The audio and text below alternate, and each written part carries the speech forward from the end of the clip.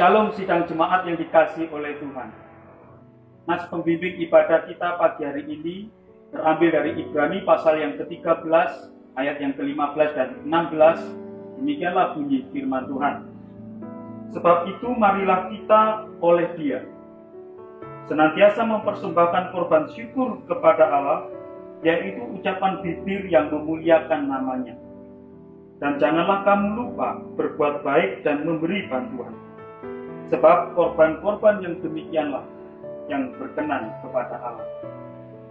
Ibadah yang berkenan kepada Dia adalah ibadah yang berfokus kepada Dia. Ibadah yang memuliakan namanya. Mari sidang jemaat, kita beribadah di tempat kita masing-masing melalui ibadah online yang dilaksanakan oleh GKT Sinebati. Tuhan Yesus memberkati kita sekalian.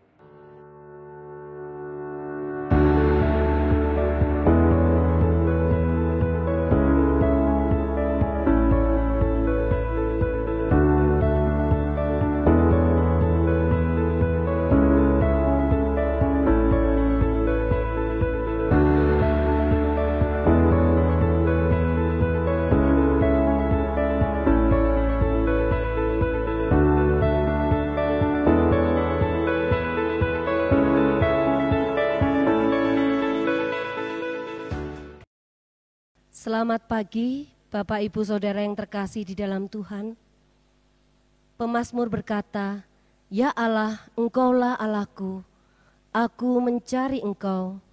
Jiwaku haus padamu, tubuhku rindu kepadamu seperti tanah yang kering dan tandus, tiada berair. Demikian aku memandang kepadamu di tempat kudus-Mu, sambil melihat kemuliaan-Mu." Saya undang jemaat semua untuk berdiri, kita akan memasuki saat teduh.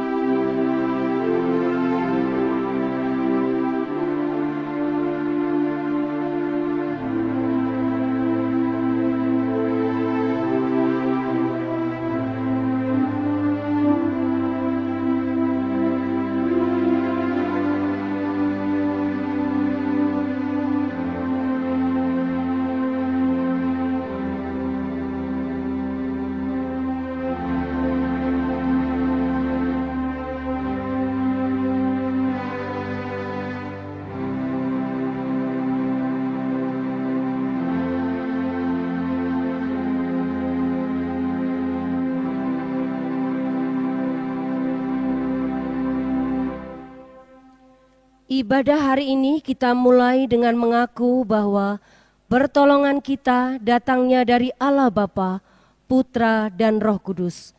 Kasih karunia dan damai sejahtera melimpahi kamu oleh pengenalan akan Yesus Tuhan kita. Amin. Jemaat yang terkasih, tema ibadah kita pada hari ini adalah tujuan pelayanan adalah kemuliaan Allah. Dengarkanlah nats pembimbing ibadah kita yang terambil dari Roma 11 ayat 36. Sebab segala sesuatu dari Dia dan oleh Dia kepada Dia, bagi Dialah kemuliaan sampai selama-lamanya. Bagi Dialah kemuliaan sampai selama-lamanya. Demikianlah firman Tuhan. Amin. Jemaat dipersilakan duduk. Mari kita akan bersama-sama memuji Allah kita, Allah Tritunggal. Demikianlah aku memandang kepadamu di tempat kudus-Mu, sambil melihat kekuatan-Mu dan kemuliaan-Mu, sebab kasih setia-Mu lebih baik daripada hidup. Bibirku akan memegahkan Engkau. Allah yang kudus, Allah yang patut kita sembah, Allah yang mulia, yang patut kita muliakan. Kita pujikan, Kau Allah yang kudus.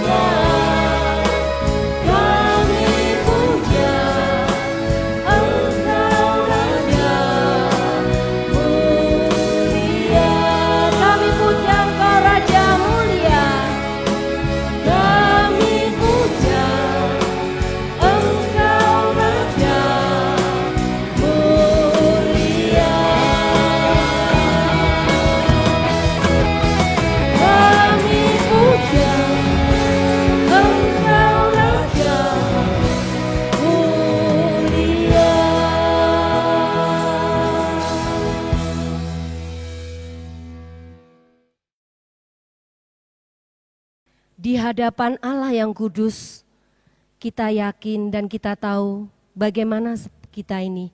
Seperti Yesaya mengatakan, celakalah aku binasa, sebab aku ini seorang yang najis bibir, dan aku tinggal di tengah-tengah bangsa yang najis bibir. Namun mataku telah melihat Sang Raja, yakni Tuhan semesta alam.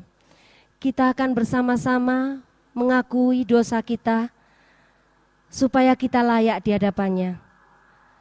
Dan sebelum itu mari kita pujikan, ku datang Tuhan padamu sujud. Ku datang Tuhan padamu sujud, sucikanlah hatiku di dalam darah-Mu. Ku sakit dan lelah, lemah tak berdaya, nyatakanlah anugerah-Mu, lepaskan jiwaku. Kita katakan, ku datang Tuhan padamu sujud, sucikanlah hatiku di dalam darah-Mu. Saya beri waktu kepada kita untuk berdoa secara pribadi, mengakui segala dosa dan kelemahan kita, mohon ampun kepada Tuhan, supaya kita nanti beroleh berkat pada waktunya.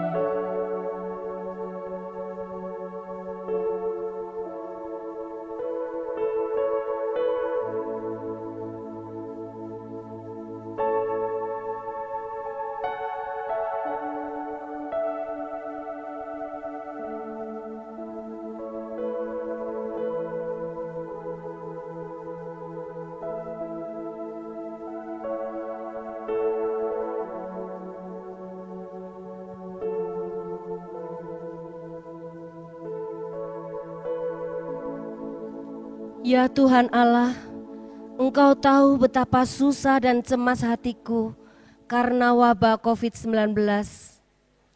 Tolong aku untuk berpikir jernih dan menyadari bahwa kekhawatiran dan kesusahan hati tidak akan membuat keadaan lebih baik.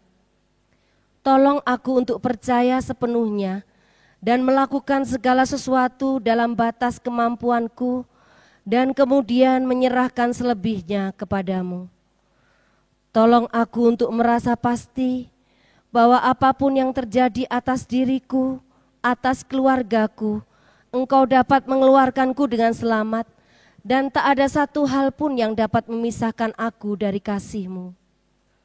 Tolong aku untuk melepaskan kecemasan dan kesusahan hatiku karena kepastian bahwa tangan-Mu yang kekal melindungi dan menjagaku. Dan berilah aku damai, yaitu damai yang tak dapat diberi, serta yang juga tidak akan dapat dirampas oleh dunia ini. Demi Kristus Yesus Tuhan kami. Amin. Jemaat dipersilakan berdiri. Dengarkanlah berita anugerah yang terdapat di dalam Mazmur 25 ayat 11 dan ayat 5. Oleh karena nama-Mu ya Tuhan, ampunilah kesalahanku, sebab besar kesalahanku. Bawalah aku berjalan dalam kebenaran-Mu, dan ajarlah aku, sebab Engkaulah Allah yang menyelamatkan aku. Engkau ku nanti-nantikan sepanjang hari. Petunjuk hidup baru terambil dari Mazmur 99 ayat 5. Saya undang jemaat semua untuk membaca bersama-sama walaupun di rumah masing-masing, supaya kita bisa mengimani, mengamini ayat ini. Mazmur 99 ayat 5. Tinggikanlah Tuhan Allah kita dan sujudlah menyembah kepada tumpuan kakinya. Kuduslah ia. Jemaat dipersilakan duduk. Mari kita akan bersama-sama mempersiapkan hati kita untuk mendengarkan firman Tuhan. Kalau sampai hari ini kita masih boleh melayani Tuhan di bidang apapun yang kita lakukan, dan semua pelayanan yang kita lakukan bukan untuk kemegahan diri kita sendiri, tetapi untuk kemuliaan Tuhan. Bukan karena kelebihan, bukan karena kebaikan, bukan karena kekayaan, semua karena anugerah-Nya. Kita pujikan semua karena anugerah-Nya.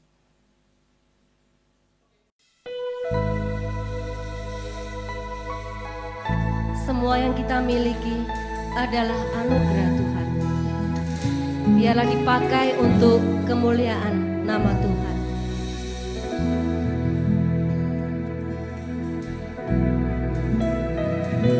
Bukan karena kebaikanku, bukan karena fasih lidahku, bukan karena kekayaanku, ku dipilih, ku dipanggilnya, bukan karena kecakapanku, bukan karena baik rupaku, bukan karena kelebihanku, ku dipanggil, ku dipakainya. Bila aku dapat, itu karenanya. Bila aku punya semua daripadanya, semua karena anugerah-Nya diberikannya pada kita. Semua anugerah-Nya bagi kita, bila kita dipakainya. Bukankah luar biasa bahwa kita bisa dipakai Tuhan? Itu semua karena anugerah-Nya. Makanya oleh karena itu marilah kita bisa memuliakan Dia.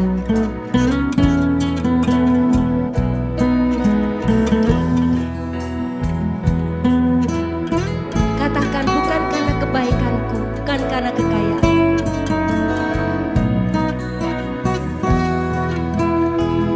Bukan karena kebaikanku, bukan karena fasih lidahku, bukan karena kekayaanku, ku dipilih, ku dipanggilnya, bukan karena kecakapanku, bukan karena baik rupaku, bukan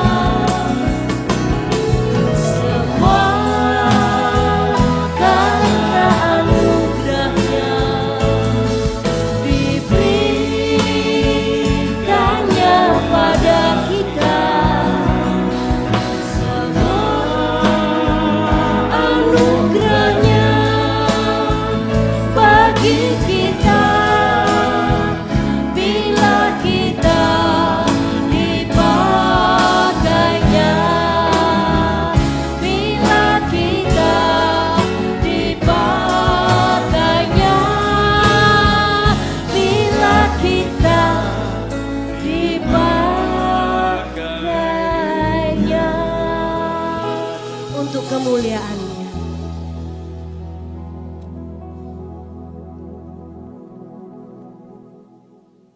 Selamat pagi jemaat yang dikasihi Tuhan. Bersyukur kepada Tuhan karena hari ini kita masih diberi kekuatan kesehatan dan kita boleh beribadah meskipun masih dalam bentuk online. Kita akan bersama-sama belajar firman Tuhan, tapi sebelumnya mari kita berdoa terlebih dahulu. Bapa di sorga, kami bersyukur karena kemurahan dan anugerah-Mu hari ini kami boleh hidup. Dan kami percaya bahwa hidup kami karena anugerah Tuhan.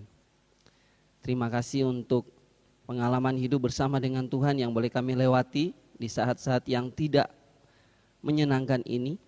Tetapi kami terus melihat bagaimana tangan Tuhan melingkupi dan menaungi kami semua.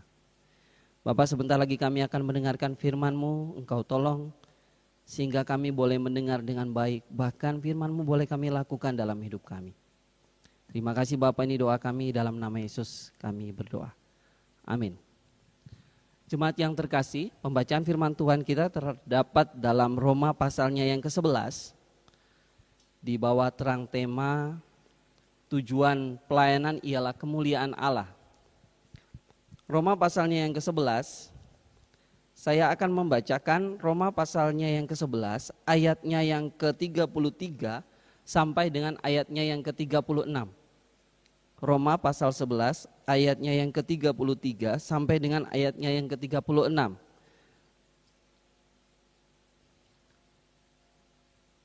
Saya akan membacakannya. Oh, alangkah dalamnya kekayaan, hikmat dan pengetahuan Allah. Sungguh tak terselidiki keputusan-keputusannya, dan sungguh tak terselami jalan-jalannya. Sebab siapakah yang mengetahui pikiran Tuhan? Atau siapakah yang pernah menjadi penasehatnya? Atau siapakah yang pernah memberikan sesuatu kepadanya sehingga ia harus menggantinya? Sebab segala sesuatu adalah dari Dia dan oleh Dia dan kepada Dia. Bagi Dialah kemuliaan sampai selama-lamanya. Demikian pembacaan firman Tuhan. Bapak Ibu jemaat yang terkasih, seberapa sering kita mendengar kalimat seperti ini? Semuanya kami lakukan untuk pekerjaan dan kemuliaan Tuhan.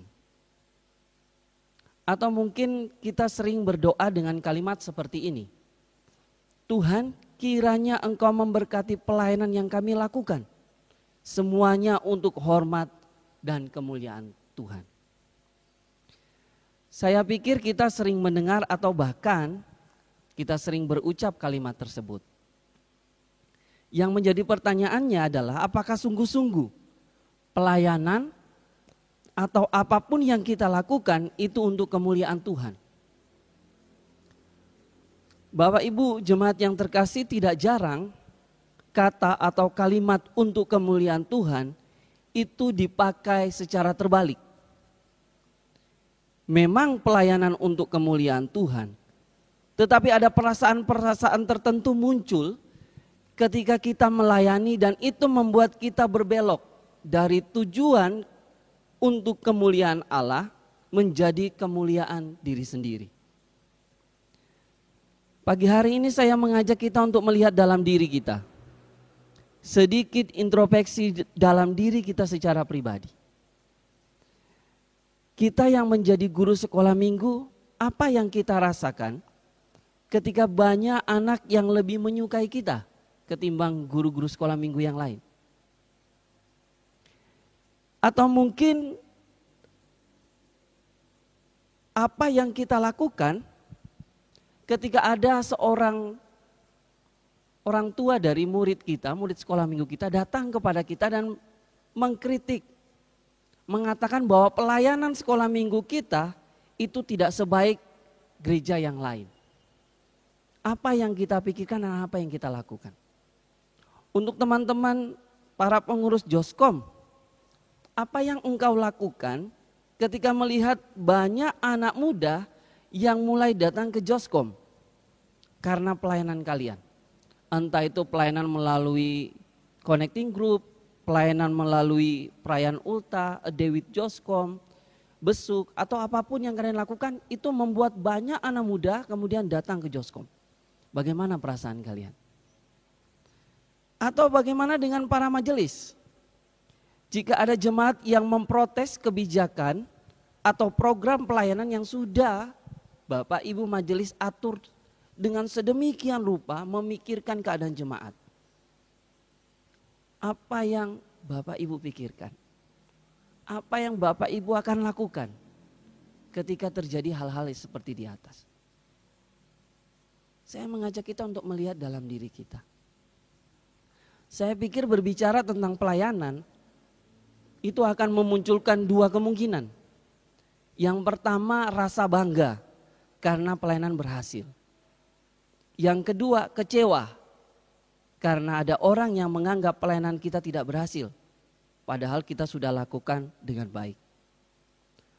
Nah, perasaan bangga dan kecewa ini menjadi setir atau menjadi kemudi bagaimana pelayanan untuk kemuliaan Tuhan itu berbalik menjadi pelayanan bagi diri sendiri. Tidak dapat dipungkiri bahwa pelayanan terkadang membuat kita jatuh pada kesombongan, merasa bangga, dan penghakiman terhadap orang lain. Jikalau pelayanan kita sudah berhasil, kita berpikir bahwa pelayanan kita diberkati oleh Tuhan, dan Tuhan memakai kita secara luar biasa.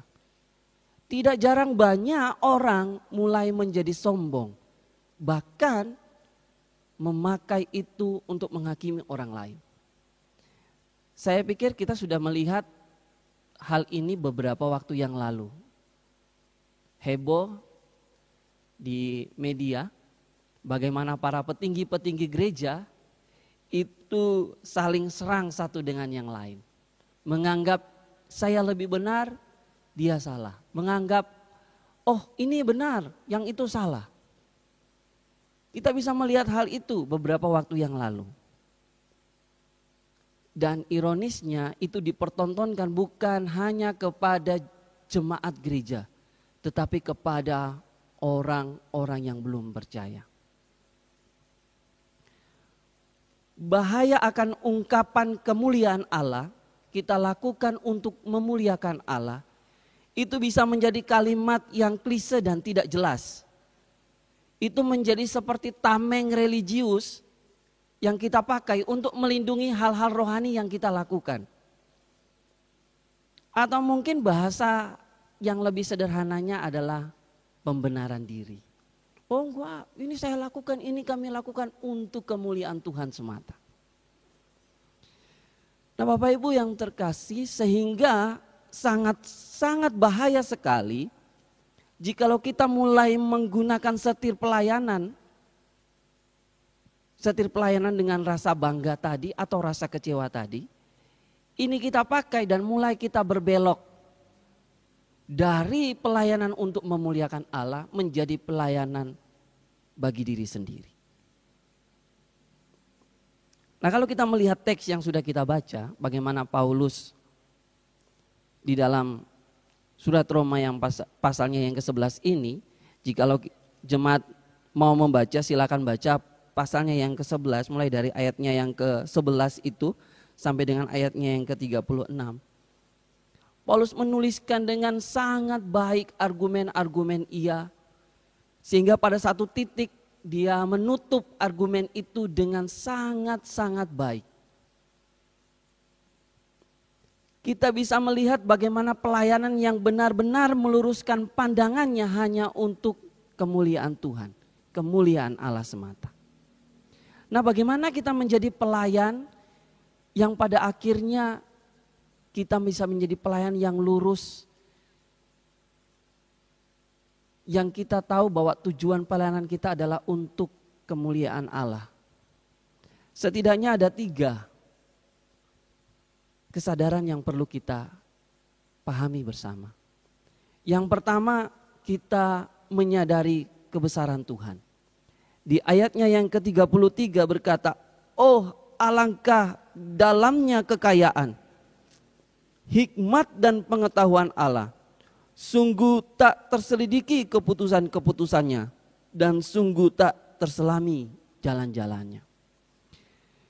Seorang pelayan yang lurus akan menyadari bahwa Tuhan dengan segala kebesarannya mau memakai diri seorang manusia untuk melayani. Jadi ada satu pribadi yang besar yang sebenarnya tidak butuh kita, manusia yang kecil, itu Tuhan namanya. Tuhan yang besar itu mau memakai kita, menjadikan kita yang kecil ini menjadi pelayan. Atau bisa bahasa yang dipakai itu menjadi rekan sekerja Allah. Di dalam Kejadian itu dipakai kata rekan sekerja Allah.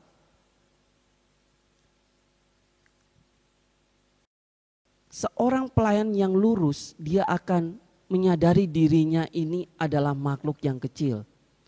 Makhluk yang tidak ada apa-apanya.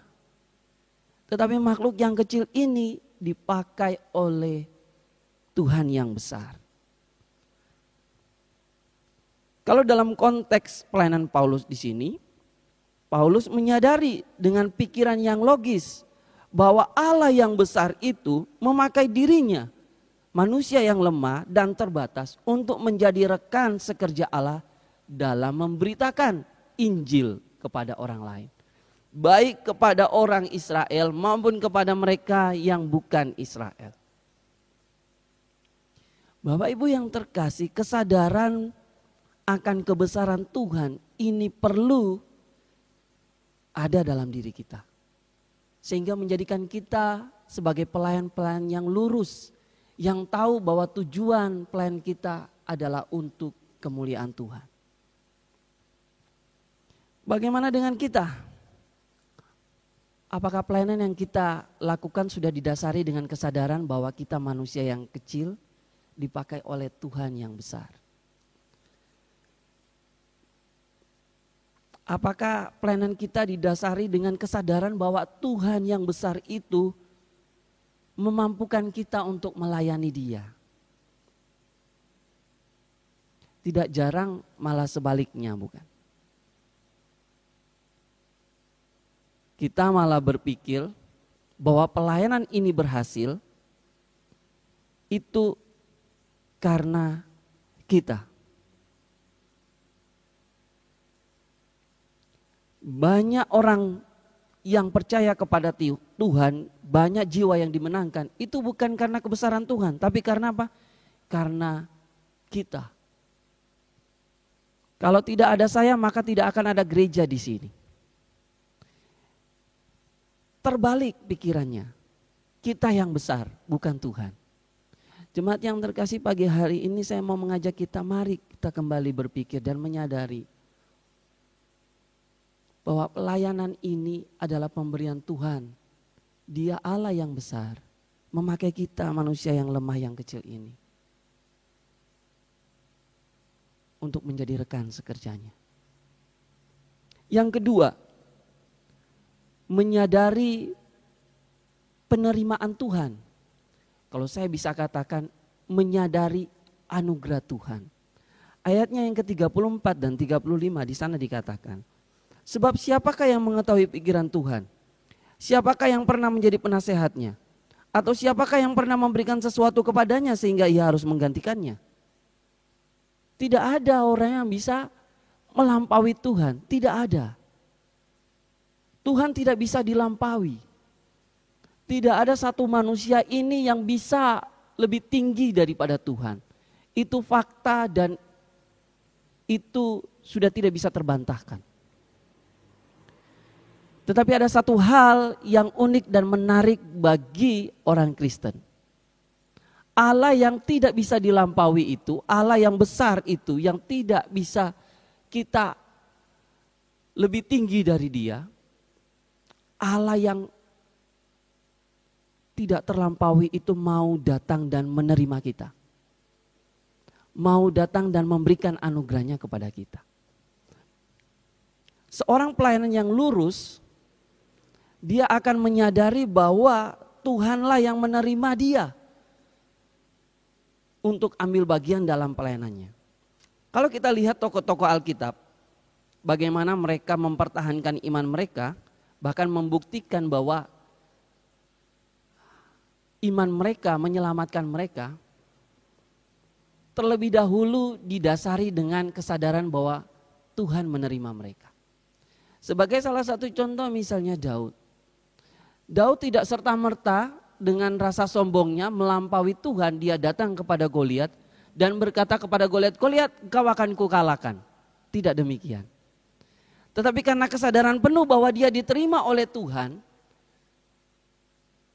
dia datang kepada Goliat dan dia berkata, "Engkau telah menghina Allah Israel." Bukan dirinya. Tetapi dia berkata apa? "Engkau mendatangiku dengan tongkat, aku mendatangimu demi nama Tuhan."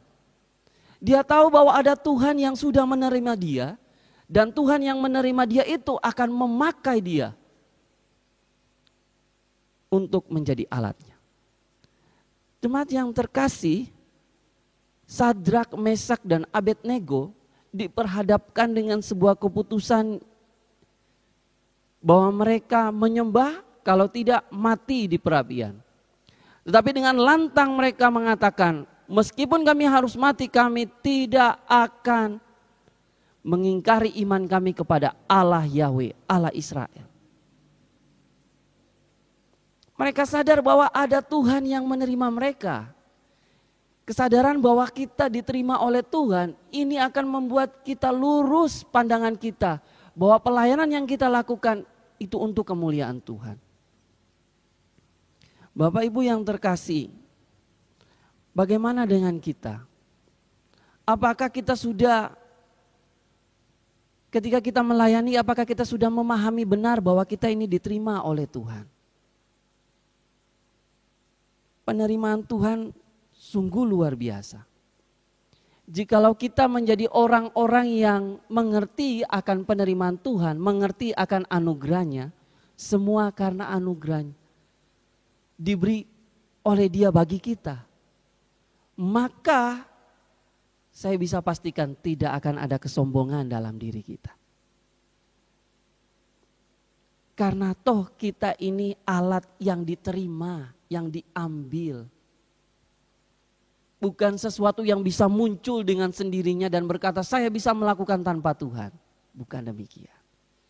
Tetapi karena dengan kesadaran bahwa saya sudah diterima oleh Tuhan. Saya makhluk yang berdosa.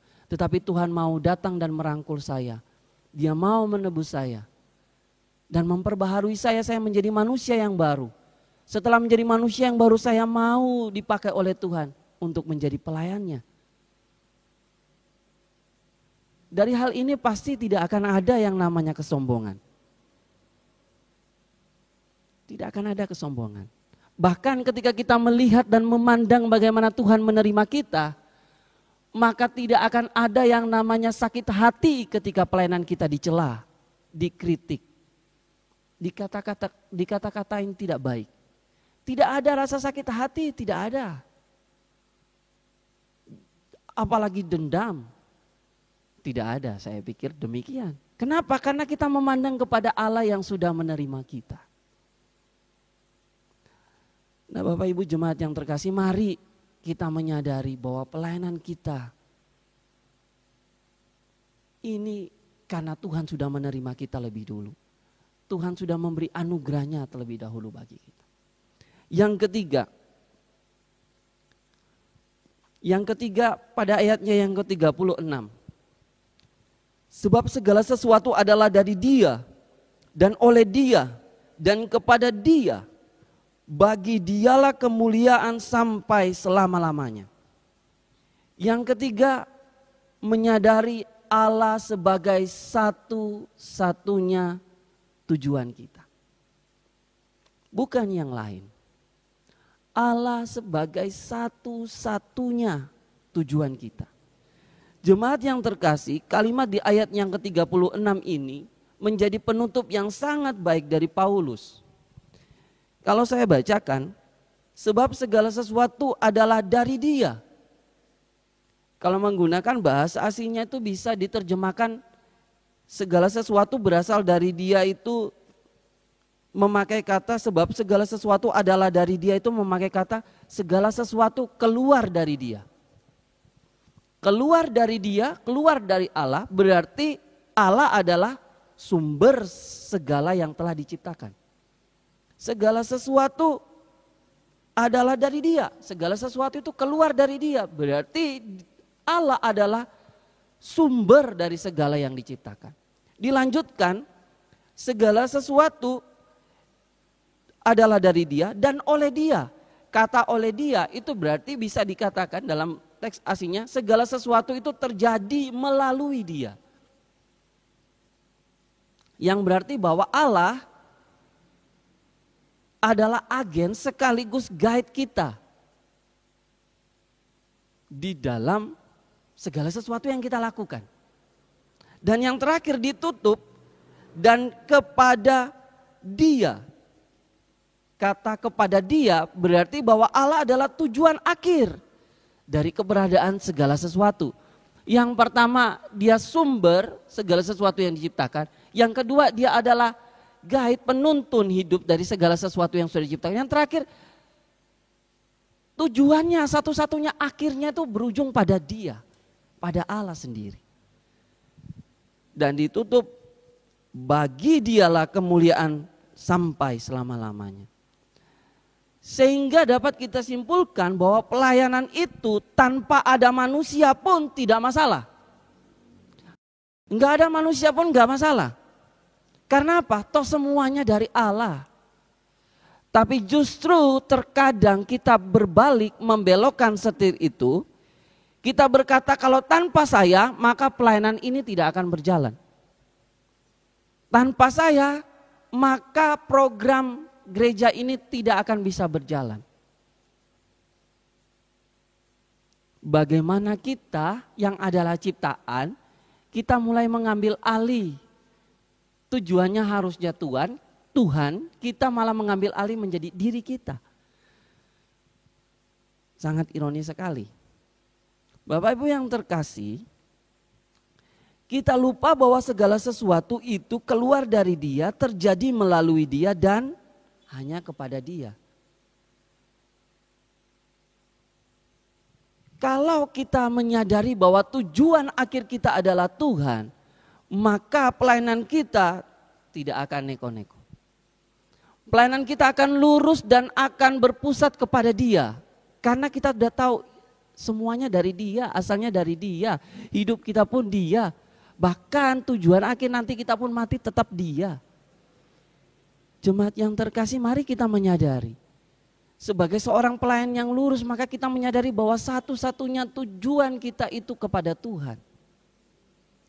Nah Bapak Ibu yang terkasih, menyadari ketiga hal ini, maka kita sedang meluruskan pelayanan kita kepada kemuliaan Tuhan.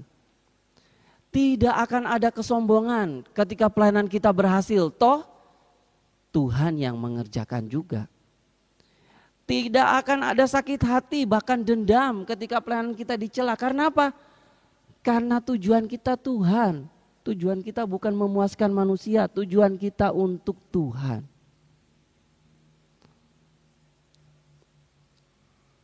Bapak Ibu yang terkasih, saya akan tutup khotbah saya dengan cerita dua orang hamba Tuhan. Ada seorang hamba Tuhan di kalangan gereja baptis bernama Charles Spurgeon ya. Charles ini berkata bahwa dengan cerutu yang dihisap oleh Charles ini, Charles memuliakan Tuhan. Sekali lagi ya. Seorang pengkhotbah besar nih, pengkhotbah dari gereja baptis sangat terkenal. Bukunya pun banyak tulis. Dia mengatakan dengan cerutu yang dia isap, dia memuliakan Tuhan. Seorang pemimpin gereja bala keselamatan Salvation Army yang bernama Bramwell Booth mengatakan bahwa apa yang dikatakan Charles itu sebagai permintaan maaf yang tidak religius dan sembrono. Karena ketika dia mengucapkan bahwa cerutu yang dihisap ini untuk memuliakan Tuhan, maka banyak anak muda yang ikut-ikut merokok, ikut-ikut menghisap cerutu, mengkonsumsi tembakau. Kata Booth ya. Bapak Ibu, saya harus katakan, kedua orang ini berhasil dalam pelayanan. Entah benar, entah salah apa yang mereka lakukan. Charles ini dengan rokoknya entah itu benar atau salah. Kemudian Booth dengan kritikannya itu benar atau salah. Tetapi pada kenyataannya kedua orang ini dipakai oleh Tuhan luar biasa. Apa yang mau saya katakan? Bapak Ibu yang terkasih, terkadang Tuhan memberkati orang-orang yang tidak sepaham dengan kita. Itu bukan untuk membenarkan dia atau membenarkan saya, atau menyalahkan dia atau menyalahkan saya, bukan. Tetapi ketika orang itu diberkati yang tidak sepaham dengan kita, tujuannya adalah untuk balik lagi untuk kemuliaan Tuhan. Sehingga kedua orang ini sama-sama besar nih. Sama-sama luar biasa mereka, dipakai oleh Tuhan luar biasa. Saya yakin kedua orang ini sadar akan keberadaan dirinya. Sehingga dalam hidupnya yang pertama mereka sadar bahwa ada Tuhan yang lebih besar yang memakai mereka manusia yang kecil. Yang kedua mereka sadar bahwa ada Tuhan yang menerima mereka. Dan yang ketiga mereka sadar bahwa satu-satunya tujuan adalah Tuhan. Saya mengajak jemaat sekalian, mari kita pun sekarang introspeksi diri kita. Mari kita menyadari keberadaan diri kita. Sehingga benar-benar pelayanan kita tujuannya untuk kemuliaan Tuhan. Bukan untuk kesombongan diri, tetapi untuk kemuliaan Tuhan. Tuhan memberkati, mari kita berdoa. Bapa di sorga, kami bersyukur karena kebenaran-Mu mengingatkan kami, menyadarkan kami. Ampuni kami jikalau selama ini kami mulai bangga. Bahkan kami mulai menjadi orang-orang yang mengkritik, menghakimi orang lain. Karena kami merasa bahwa pelayanan kami yang benar, pelayanan kami yang berhasil. Ampuni juga kami Tuhan, jikalau kami menyimpan dendam dan rasa sakit hati ketika ada orang yang mencela dan mengatakan bahwa pelayanan kami tidak baik. Karena ketika kami mengalami hal itu, kami mulai sombong, kami mulai berbangga diri, kami mulai sakit hati dan dendam, maka kami sedang mengarahkan setir pelayanan kami untuk kemuliaan diri, bukan untuk kemuliaan Tuhan. Tuhan ampuni kami. Pagi hari ini kami ditegur oleh firman-Mu, kami diingatkan kembali oleh firman-Mu, bahwa pelayanan yang kami lakukan, dengan menyadari bahwa kami punya Tuhan yang besar yang memakai kami. Kami punya Tuhan yang menerima kami. Dan kami punya Tuhan yang menjadi satu-satunya tujuan kami untuk melayani. Kiranya menjadikan segala pelayanan kami itu untuk hormat dan kemuliaan Tuhan. Karena segala sesuatu itu untuk kemuliaan Tuhan. Terpujilah nama-Mu. Demi Kristus Yesus kami berdoa. Amin. Jemaat dipersilahkan berdiri. Bersama dengan orang percaya di segala masa dan tempat, marilah kita mengikrarkan pengakuan kita, pengakuan iman rasuli yang berbunyi demikian. Aku percaya kepada Allah, Bapa yang Maha Kuasa, Khalik langit dan bumi, dan kepada Yesus Kristus, anaknya yang tunggal, Tuhan kita, yang dikandung dari Roh Kudus, lahir dari anak darah Maria, yang menderita sengsara di bawah pemerintahan Pontius Pilatus, disalibkan, mati dan dikuburkan, turun ke dalam kerajaan maut. Pada hari yang ketiga, bangkit pula dari antara orang mati, naik ke surga, duduk di sebelah kanan Allah, Bapa yang Maha Kuasa. Dan dari sana ia akan datang untuk menghakimi orang yang hidup dan yang mati. Aku percaya kepada Roh Kudus, gereja yang kudus dan am, persekutuan orang kudus, pengampunan dosa, kebangkitan tubuh, dan hidup yang kekal. Amin. Jemaat dipersilakan duduk. Saat ini kita diberi kesempatan untuk memberikan persembahan. Jemaat yang terkasih, hidup ini begitu rapuh. Tanggal 5 Juni tahun 2020, saya memeriksa seorang pasien. Dia batuk pilek selama 3 hari dan dia merasa bahwa indera perasanya itu tumpul. Dia nggak bisa merasakan itu.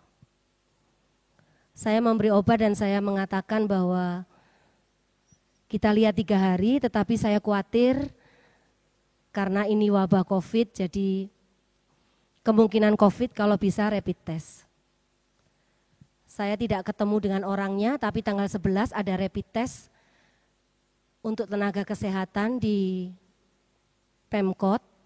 Pada waktu itu saya tanggal 6 sudah rapid test sendiri karena mau operasi, jadi saya rapid test non reaktif. Dan tanggal 11 seluruh pegawai saya semuanya rapid test di Pemkot.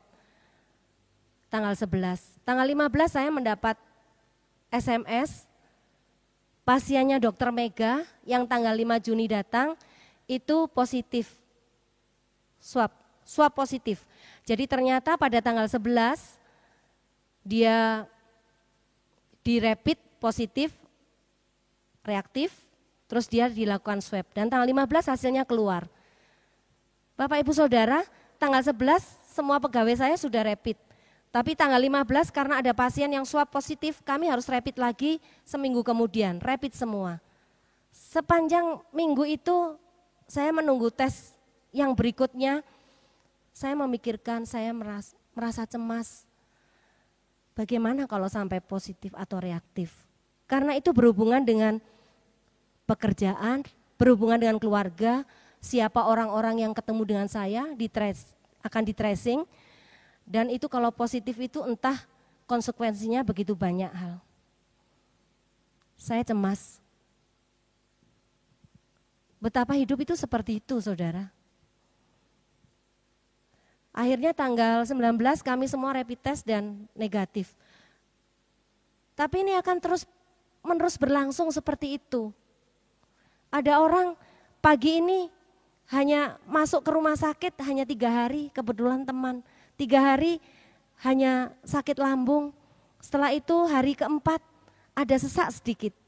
Dia bilang saya sesak, di foto ronsen ada selaput putih, sedikit enggak sampai 24 jam dia sesak nafas dan harus perlu ventilator. Begitu di foto paru-parunya sudah putih semua. Tidak mudah bukan? Hidup itu seperti ini, hidup yang rapuh. Bahkan hari ini tadi sebelum saya memulai untuk pelayanan mimbar ini saya mendengar bahwa ada seorang pensiunan, baru saja pensiun satu bulan yang lalu dari dinas kesehatan, orang-orang dinas kesehatan, tahu-tahu sekarang sudah di ventilator, di RST. Betapa hidup ini rapuh, selama kita masih hidup, apakah kita tidak mau memberi yang terbaik untuk Tuhan? Pernahkah kita berpikir berapa waktu yang kita punyai? Kalau kita tahu betapa rapuh hidup ini, tentu Bapak, Ibu, dan Saudara tidak akan ragu-ragu untuk memberikan persembahan yang terbaik untuk Tuhan. Bapak, Ibu bisa memberikan persembahan dengan memberi di rumah masing-masing dan nanti pada waktu ketemu bisa dikumpulkan atau melalui scan barcode atau melalui rekening yang ada di e-warta, silakan. Tapi jangan sampai terlambat untuk memberikan bagi Tuhan. Apalagi sebentar lagi kita akan merenovasi gedung gereja ini. Berikan yang terbaik. Karena apa? Karena kita nggak tahu sampai kapan kita ini hidup. Karena itu saya mengundang kita semua untuk lebih bersungguh-sungguh memberikan persembahan. Baik itu waktu kita, tenaga kita, uang kita, dan semuanya bagi kemuliaan nama Tuhan. Mari kita pujikan persembahanku.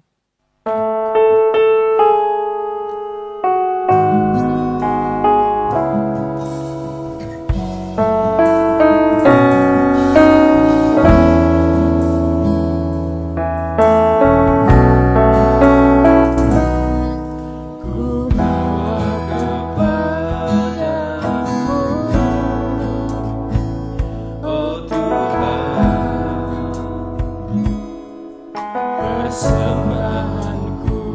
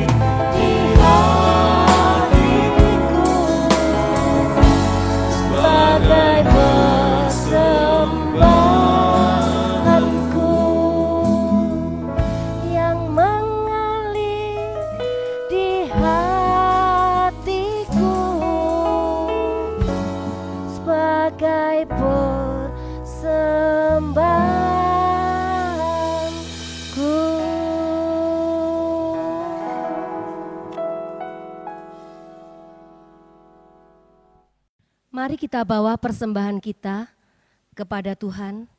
Kita akan berdoa bersama-sama, tapi sebelumnya kita akan bersama-sama juga berdoa syafaat untuk ibadah yang direncanakan akan dimulai lagi di gereja, entah minggu depan atau 2 minggu lagi, tetapi yang penting adalah kita bisa mempersiapkan diri dan semuanya bisa tetap sehat.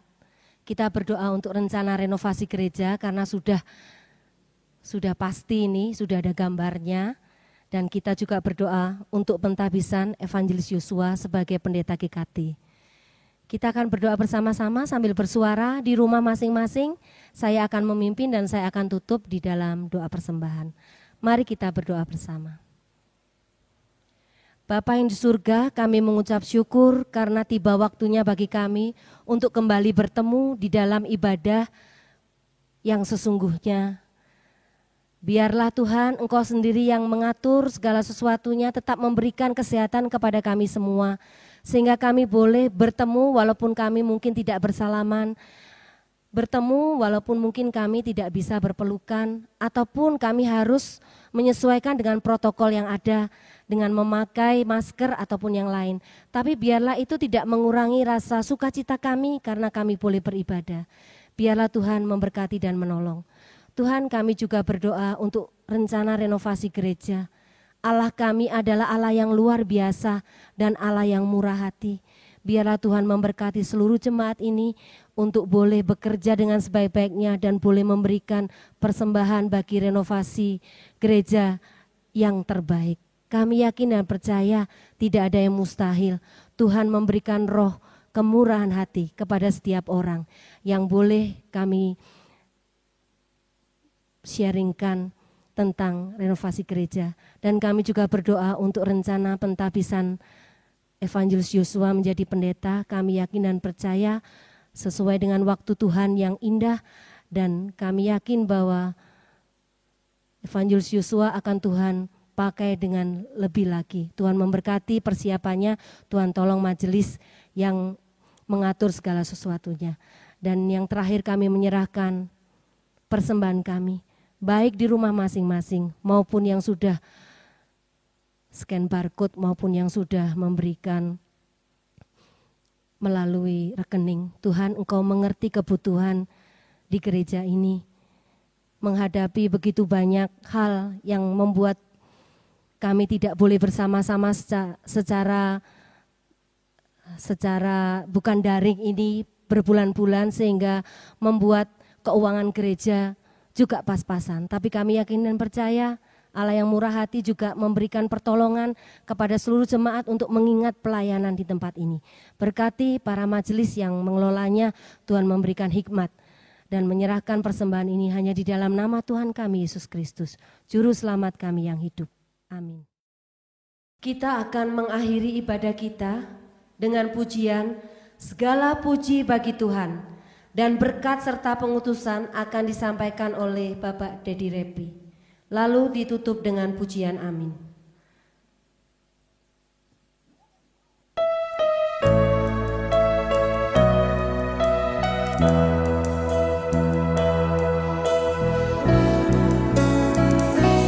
Segala pujian bagi Tuhan, hanya Tuhan layak disembah.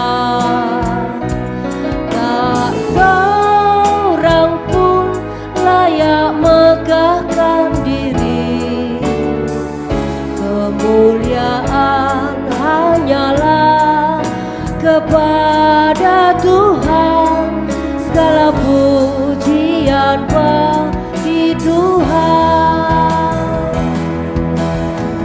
segala pujian bagi Tuhan, segala pujian bagi Tuhan, hanya Tuhan layak disembah,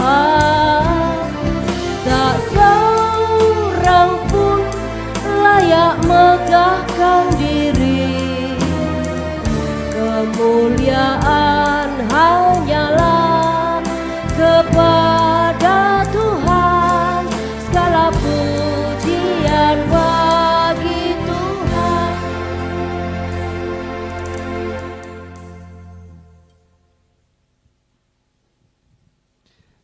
Jemaat yang terkasih, mari kita menjadi pelayan Tuhan yang lurus hatinya dengan menyadari bahwa Tuhan kita Tuhan yang besar, Tuhan yang menerima kita, dan juga menyadari bahwa tujuan kita hanya satu-satunya kepada Dia, Tuhan. Mari kita menerima berkat Tuhan. Tuhan memberkati engkau dan melindungi engkau. Tuhan menyinari engkau dengan wajah-Nya dan memberi engkau kasih karunia. Tuhan menghadapkan wajah-Nya kepadamu dan memberi engkau damai sejahtera, mulai dari sekarang sampai selama-lamanya. Amin.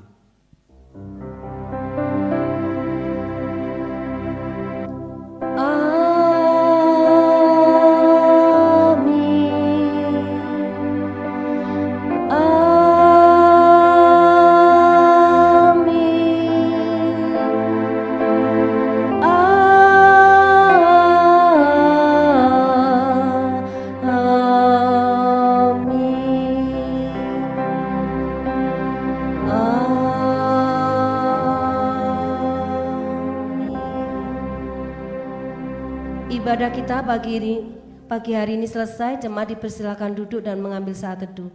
Tuhan Yesus memberkati.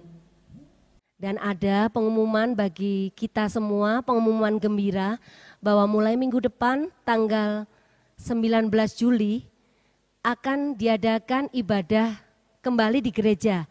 Ada ibadah 1 dan ibadah 2. Masih tetap jam 6 pagi ibadah 1 dan ibadah 2 jam 8 pagi. Untuk kriteria dan untuk siapa yang bisa hadir, untuk bagaimana caranya nanti akan di-sharingkan di video berikut ini. Terima kasih, Tuhan memberkati.